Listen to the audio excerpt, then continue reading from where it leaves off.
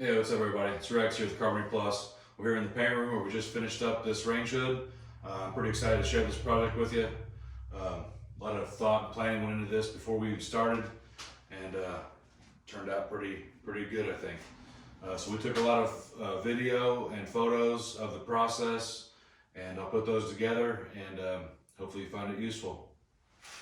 All right, so our first step in building this range hood was actually, when I was first contacted by the client, was to hopped on YouTube and watched a few videos of some of these being done, just to get an idea of what I was getting into. Also reached out to some other cabinet makers that I know that have done some, and just to get an idea on cost. The next step was to kind of make up some samples here. So I've got this big cardboard cutout of our overall size, our curves, got their radiuses figured out. Got a sample apron detail. This will be a little bit bigger when we go to actually make it. And this one they also wanted some corbels, so I made a cardboard cutout of a corbel sample. So we got all that kind of in the design phase, and all that's been approved. And just yesterday the client dropped off the range hood insert. So our next step is to get into this and start actually getting more detail with the design and the parts list, and getting ready to start fabricating. With the range hood in hand, we can now pull measurements from it to make sure, first and foremost, that it will fit into our design, which it will. So we just finalize our cut list from there and sort out the details of the design. At this point, we've got our base apron detail figured out. Moving right into the fabrication, we're starting by planing our apron board. We're making the apron out of one long piece of poplar.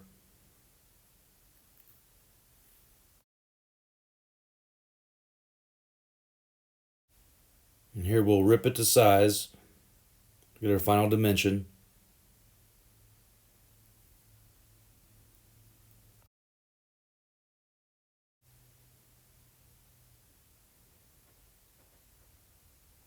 We're also ripping the 1x2s that'll be using the top and bottom of the apron. Moving over to the miter saw, we'll start cutting our apron pieces to length.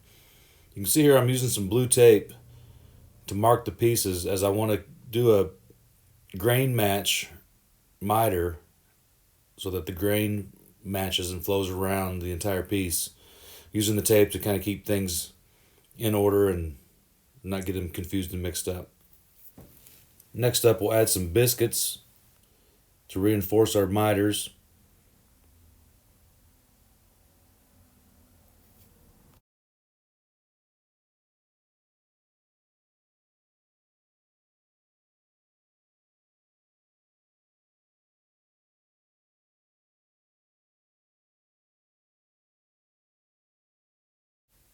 So the back piece of this didn't need to be mitered, so we'll just get it screwed into place.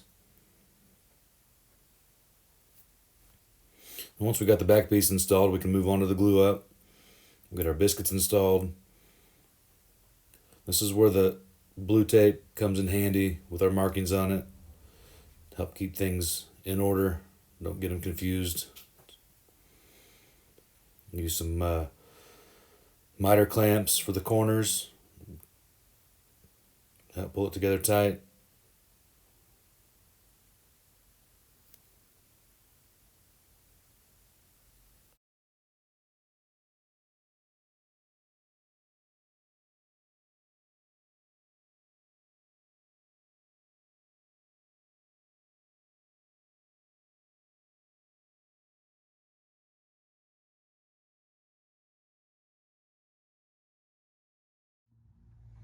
Okay, so we got our box together.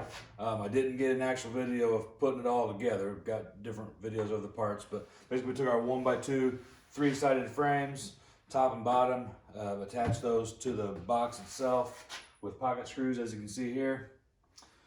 I made the bottom insert that's got our rough opening for our insert cut into it. That was dropped in. Pocket screwed in as well. then from there, I added some cross supports in both directions so that when we put that insert up in there, we can reach up in there and screw through the sides. So that gets you caught up to where we're at to this point. Moving on to the upper curved section, the best way I knew to get a consistent, accurate curve was to use a pendulum system. So we've set something up here with our router attached to it.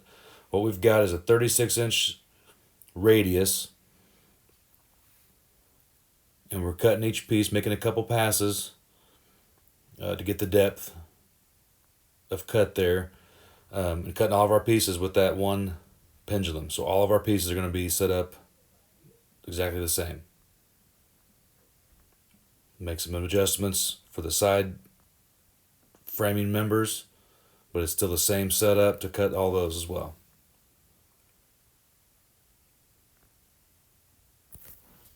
Got a little carried away here on the last one, tried to make the cut in one pass, and the bit came loose on me, so got it fixed and no harm done. So the pendulum setup worked out really well. We've got a nice consistent curve. It's a 36-inch radius is what we set up that we figured out that would work.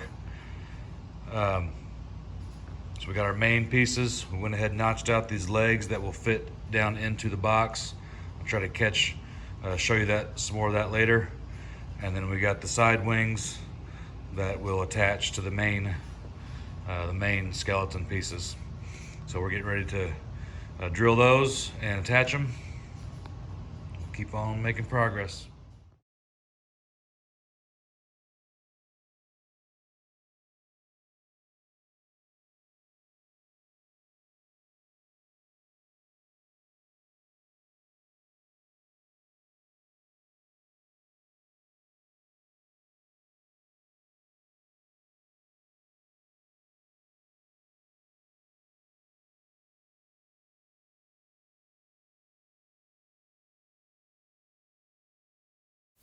With our side wings attached to the main supports, we're ready to add some cross members to connect the two pieces.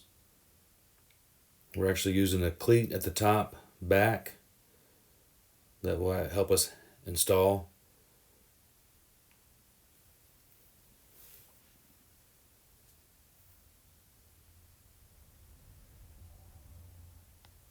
At this point, our skeleton is complete. We've got our main curved sections to create the structure of the hood. We got our side wings with the matching curve glued and screwed in place.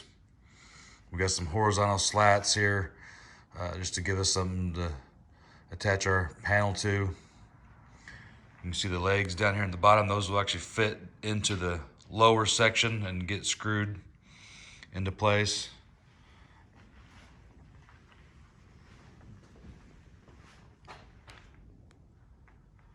When we hang this, we're going to actually use a cleat. So we've got a cleat screwed in the upper section there. We'll attach another piece to the wall and hang it. And we'll reach up inside there and secure it with a few additional screws. Now we're ready to attach this to the lower section.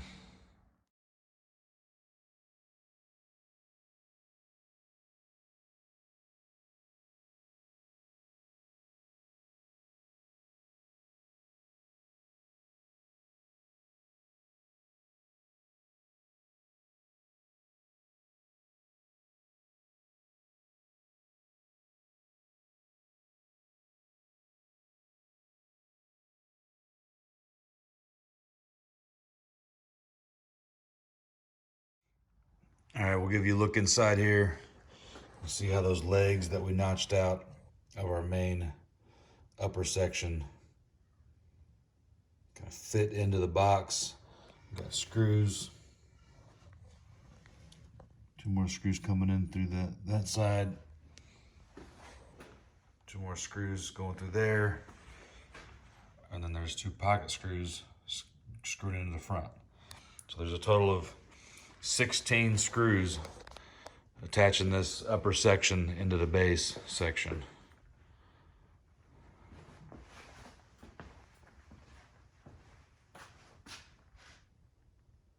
And a couple more little details to do, and we're ready to start skinning this thing. So as mentioned at the beginning, this one gets some corbels, some large chunky corbels. So we'll attach those now. We actually did a separate video for these, for those interested in checking that out.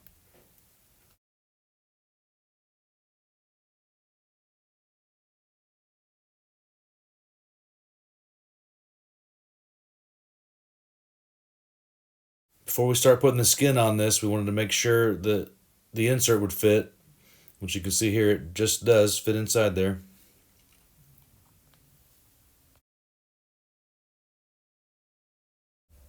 And here we're cutting the panels for the first layer of the curved section.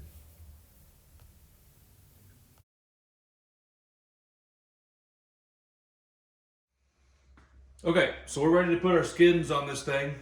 In order to do that, we're going to use 1/4-inch plywood. Here I'm using, it's actually a maple plywood with an MDF core. It's extra flexible. And we're going to use 1/4-inch layers, 3 layers.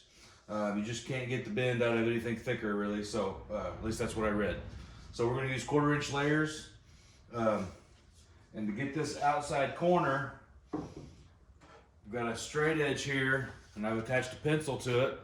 I actually made a notch in the plywood. And then I actually ran my pencil, the whole thing, through the table saw to get that point as close to in plane as we can. So we'll get that first piece on there, temporarily screw it in place, and we'll take our pencil and straight edge and ride it along the frame here, transferring our mark to that edge. And we'll take the piece off and cut it.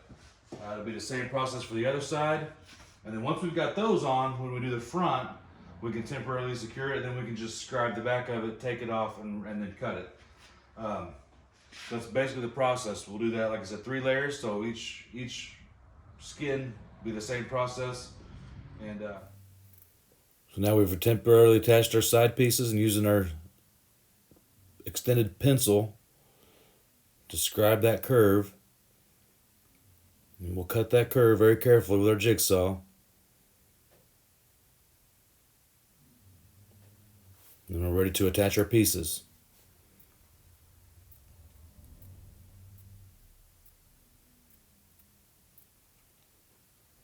Once the side pieces are attached, we can move on to the front, temporarily attaching it, making our marks from the back,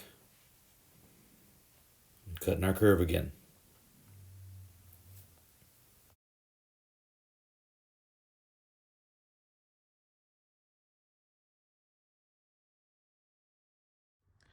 All right, here's a look.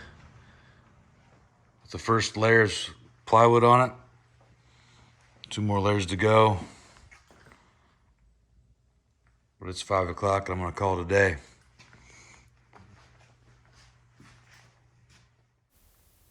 Moving on to our second and third layers. As mentioned, we'll cut our pieces. And a very similar process to the first layer. We'll get them attached one by one.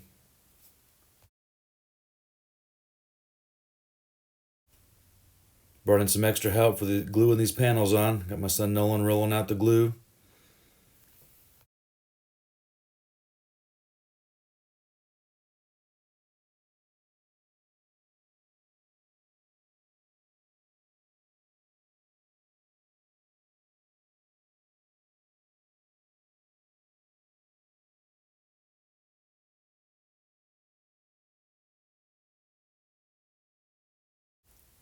So one thing that I figured out that I think is a pretty helpful tip is I was actually able to use my oscillating saw to cut these remaining panels once we had the underlying layers establishing our curve, using the oscillating saw to ride along the face of the previous side and then cut off the excess of the next side.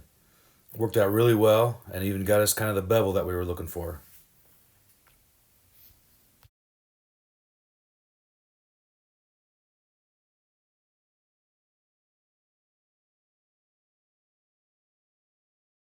Once we're finished with our 3 layers, we'll use Bondo to patch up our screw holes and our seam.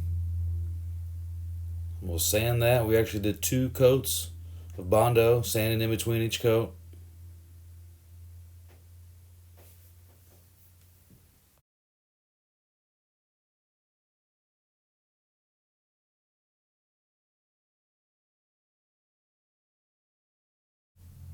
Now we're ready to apply our stain. So here we're using a Minwax dark walnut for our base and our corbels.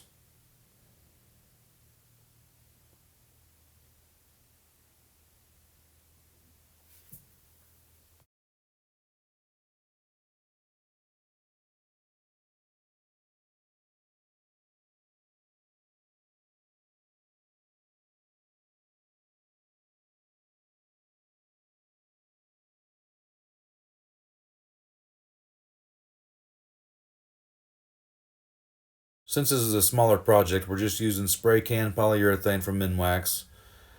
It doesn't dry as fast as I'd like, but otherwise it sprays real nice, nice even thin coats to finish your project. We're finishing in this part in the shop because we'll end up hanging this hood in the paint room to spray the upper section. I didn't want to have to hang it twice, once raised so we could spray, finish the lower section and then lower it down so we could spray the upper section. So that's why you see us out here in the shop.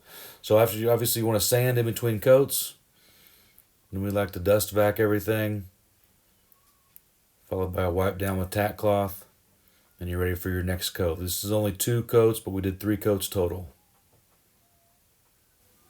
And now we've got our unit hanging in the paint room ready for primer, which you see us spraying here now. Alright, so I didn't capture all the coats on camera. This is 4 coats of primer. So our wood and our fillers, our Bondo that we used, didn't take the paint the same, so we had 4 coats with heavy sanding in between each coat to kind of get everything evened out. So when we start putting top coats on there, we're not seeing any of that underlying patching and wood grain and stuff. So we are ready to add some color to this thing.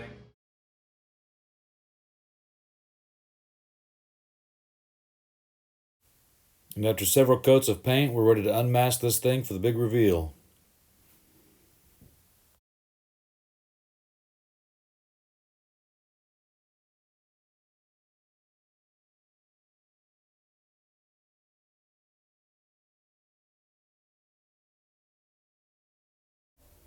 So here we got a couple shots after we got it unwrapped.